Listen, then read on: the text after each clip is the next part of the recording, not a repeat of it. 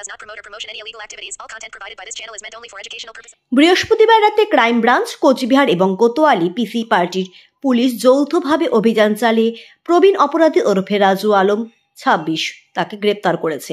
অপরদিকে গোপন সূত্রের তথ্যের ভিত্তিতে শিবপুর বারোরাং রাস পিএস পুঞ্জিবাড়ি জেলা কোচবিহার উদ্ধব দাসের ছেলে সঞ্জয় দাসের বাড়িতে অভিযান চালানো হয় এবং 23টি ল্যাপটপ উদ্ধার করা হয়। সন্দেহজনক চুরি যাওয়া জিনিসপত্র এবং অভিযুক্ত সঞ্জয় দাসকে গ্রেপ্তার করা হয়েছে। কোচবিহার জেলা পুলিশ সুপার দ্যুতিমান ভট্টাচার্য জানান, এই দুই অভিযুক্ত পুলিশ হেফাজতে নেওয়া হয়েছে। পরবর্তী তদন্ত না হওয়া পর্যন্ত প্রকাশ্যে কিছু বলা সম্ভব নয়। তবে গোটা দেশের উদ্দেশ্যে বিভিন্ন প্রান্ত থেকে সঞ্জয় দাস বিক্রির উদ্দেশ্যে ইলেকট্রনিক সামগ্রী জোগাড় করেছিল বলে প্রাথমিক সূত্রে জানা গিয়েছে।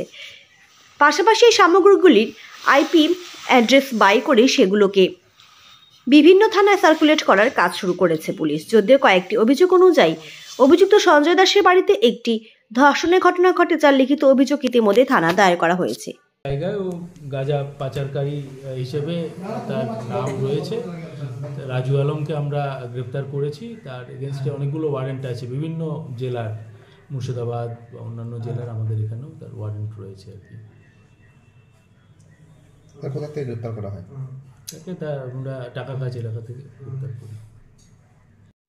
আজ কোচবিহার জেলার পুন্ডিবাড়ি থানায় আমরা একজনকে গ্রেপ্তার করি একটা বিশেষ সূত্র মারফত খবর পেয়ে, এবং তার থেকে 23টা এরকম ল্যাপটপ, 6টা ট্যাবলেট, 10টা মোবাইল, 60টা হার্ড ডিস্ক এবং 6টা পাওয়ার ব্যাংক এগুলো উদ্ধার হয়।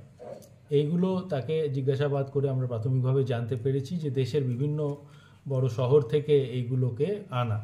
তো আমরা এগুলোর যে IMEI নম্বর বা ম্যাক নম্বর আছে সেগুলো সংগ্রহ করে এগুলো আমরা অল কনসার্ন আমরা মেসেজ পাঠাবো, যাতে দেশের কোনো জায়গায় যদি এগুলো খোয়া গিয়ে থাকে সেইগুলো তারা উদ্ধার পায়।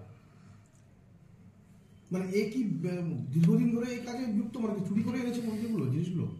এইগুলো আমরা এখনই তদন্তের সাথে বলবো না, কিন্তু পুরোটাই চোরাই মাল। আমরা তাকে আজকে কোর্টে তুলে তাকে আমরা পুলিশ রিমান্ডে নিচ্ছি, তার থেকে আরও আমরা তথ্য এগুলো জানবার জন্য।